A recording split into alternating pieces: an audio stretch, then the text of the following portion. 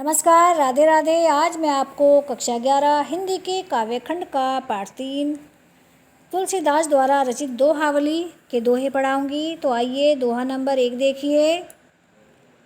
हरो चरही तापही फरे पसारी हाथ, तुलसी स्वारथ मीत सब परमारथ रघुनाथ। मान राखिबो मांगिबो पियो सनित नव नेहू, तुलसी तनिक तब फबे जो चातक तब लेहू।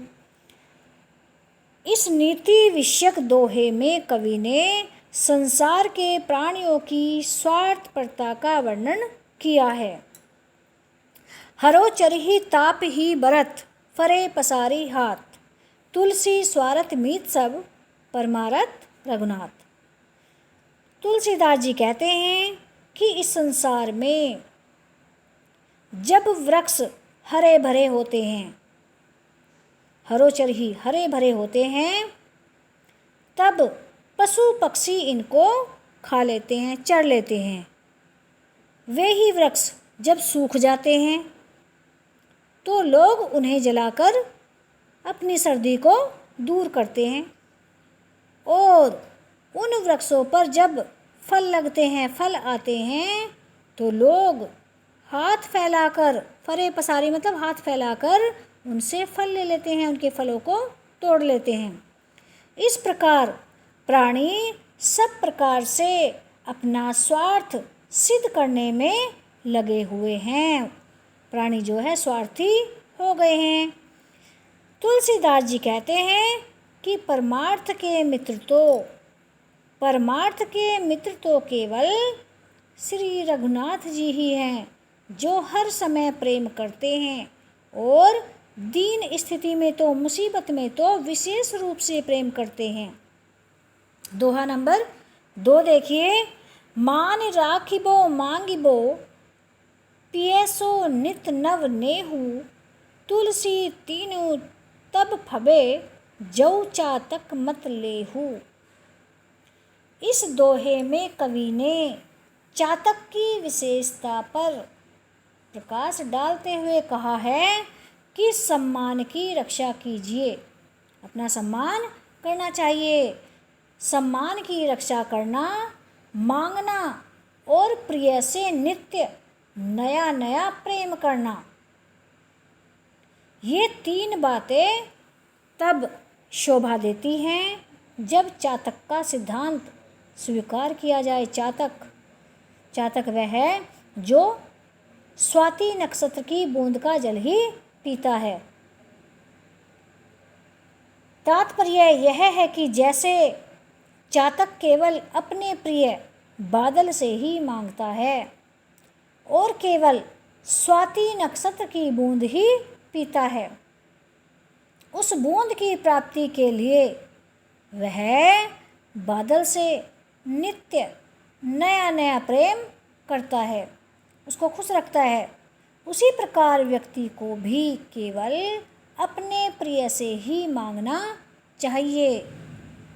उसकी इच्छाएं अल्प होनी चाहिए और इच्छा पूर्ति के लिए प्रिय से नया नया प्रेम जोड़ना चाहिए।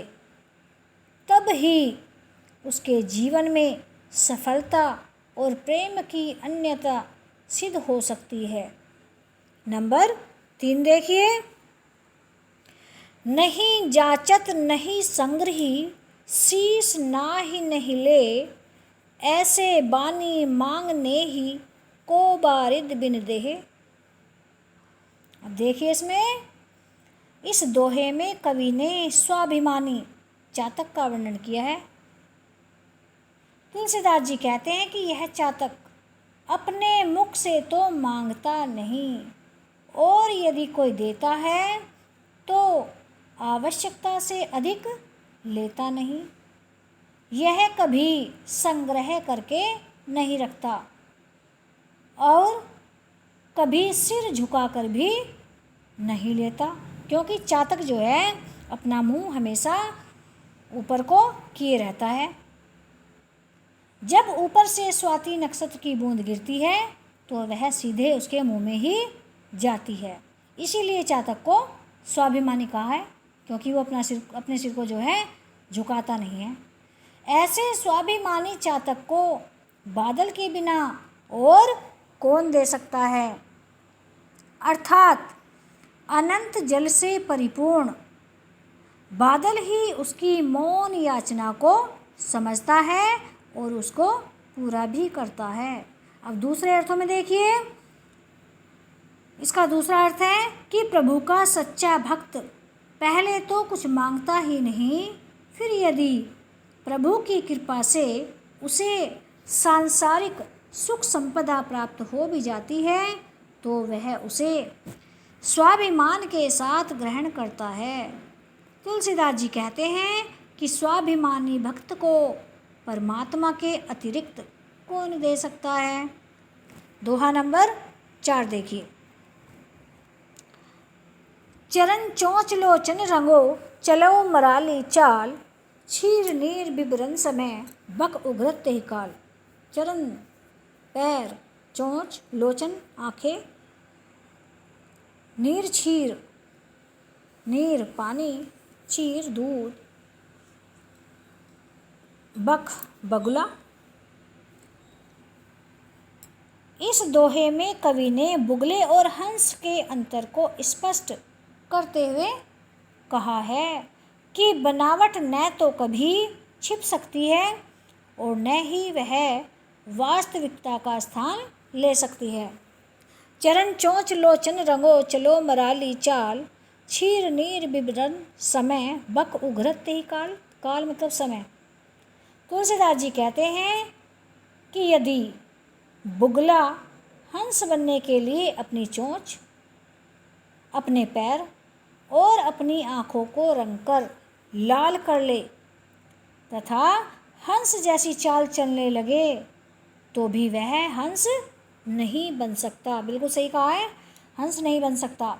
दूध और पानी को अलग अलग करते समय उसका बगुला होना प्रकट हो जाएगा, उसका भेद खुल जाएगा कि यह बगुला है, हंस नहीं है।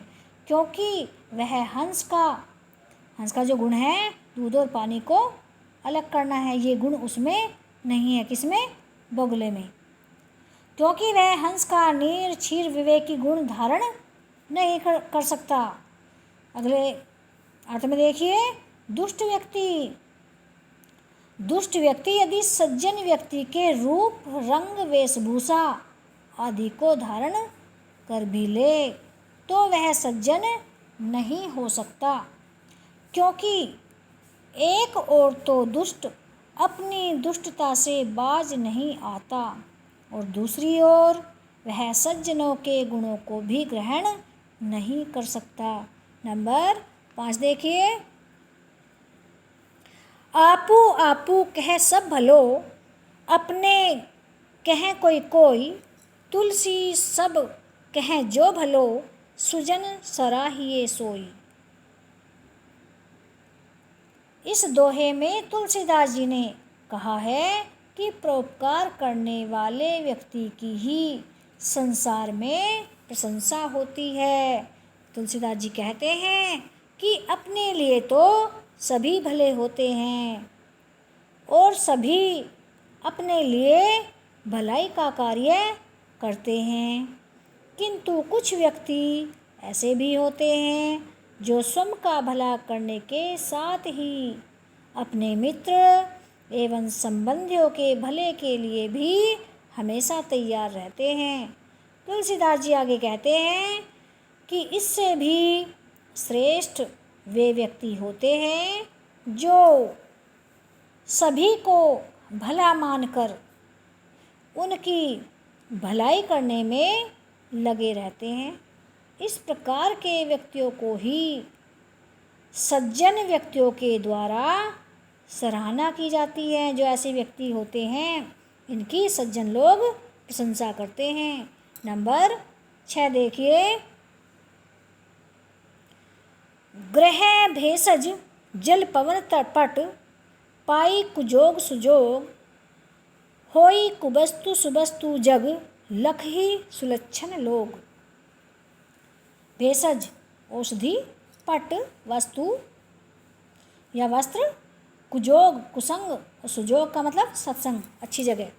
इस दोहे में महाकवि तुलसीदास जी ने सत्संग की महिमा का वर्णन किया है, गुणों का वर्णन किया है। वे कहते हैं कि ग्रह, औषधि, पानी, वायु तथा वस्त्र आदि को यदि अच्छी संगति मिलती है, यदि अच्छी जगह रखे जाते हैं तो ये अच्छे हो जाते हैं, और बुरी संगति पाकर ये बुरे बन जाते हैं। इस रहस्य को अच्छे लक्षण वाले गुणवान व्यक्ति ही जान पाते हैं, इसके अलावा और कोई जान नहीं पाता। नंबर 7 देखिए, जो सुनी समुझी अनितरत जागत रहे जिसोई, उपदेशिबो जगाइबो तुलसी उचित न होई। इस दोहे में यह कहा गया है कि जानबूझकर बुराई के रास्ते पर चले हुए व्यक्ति को सन्मार्ग पर लाने की चेष्टा करना निरर्थक है, क्योंकि उन्होंने कहा है जो सही मार्ग के बारे में सुनकर और समझकर भी जानबूझकर अनीतिपूर्ण कार्यों में लगा रहता है, जो जानबूझकर लगा रहता है और जो जागते हुए भी सोता रहता है, इसका मतलब है कि जो जानबूझकर ऐसे कार्य करता है, अर्थात जो अपने ज्ञान चक्षुओं को खोलने का प्रयास नहीं करता। तुलसीदास जी के अनुसार ऐसे व्यक्ति को उपदेश देकर जगाने का प्रयास करना व्यर्थ होता है। ऐसे व्यक्तियों को कितना ही उपदेश दे दीजिए, वे सन्मार्ग पर नहीं आते। नंबर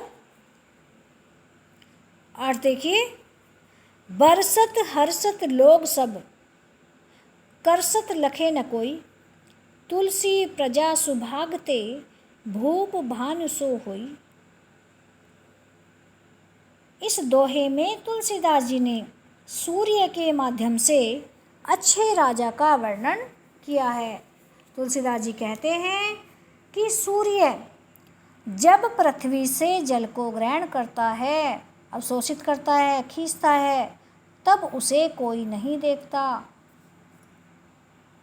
परंतु वही सूर्य जब जल बरसाता है तब लोग प्रसन्न हो जाते हैं। इसी प्रकार सूर्य के समान न्यायपूर्ण ढंग से कर ग्रहण करने वाला और उस कर के रूप में प्राप्त धन को प्रजा के हित में खर्च करने वाला, व्यय करने वाला राजा किसी देश की प्रजा को सौभाग्य से ही मिलता है या प्राप्त होता है। नंबर 9 देखिए,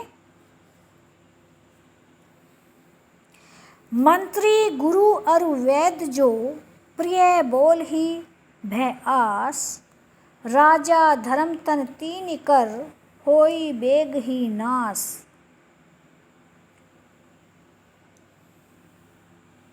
इस दोहे में चापलूस अथवा भयभीत मंत्री वैद्य और गुरु को विनाश का कारण बताया है। वे कहते हैं यदि मंत्री, वैद्य और गुरु अप्रसन्नता के कारण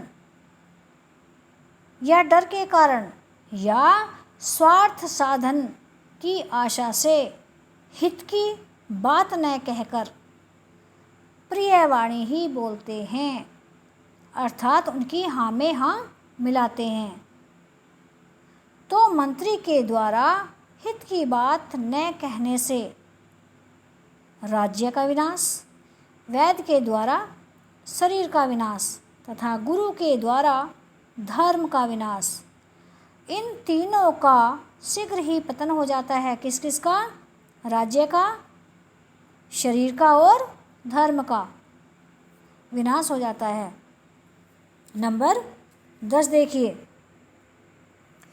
तुलसी पावस के समय धरी कोकिलन मौन, अब तो दादुर बोलिए हमें पूछे कौन। दादुर कहते हैं मेंढक को।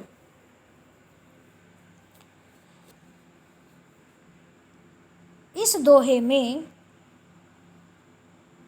तुलसीदास जी ने कहा है कि जब समाज में ढोंगियों का सम्मान तथा गुणवानों की अवमानना यानी कि अपमान होता है तो गुणवान मौन धारण कर लेते हैं, चुप हो जाते हैं। तुलसीदास जी कहते हैं कि वर्षा ऋतु में कोयल यह समझकर चुप हो जाती है कि अब तो मेंढक ही टर्राएंगे और उनकी टर टर के आगे हमारी मधुर वाणी, कोयल मीठा बोलती है और मेंढक टर टर करता है, हमारी मधुर वाणी कौन सुनेगा। अर्थात बुरा समय आने पर ढोंगियों और गुणहीनों की ही चलेगी, गुणवानों का सम्मान नहीं होगा। इसलिए वे चुपचाप खड़े रहते हैं या चुप हो जाते हैं। तो आज हमारा यह दोहावली समाप्त हो गया है। अगले वीडियो में विनय पत्रिका। आज के लिए बस इतना ही।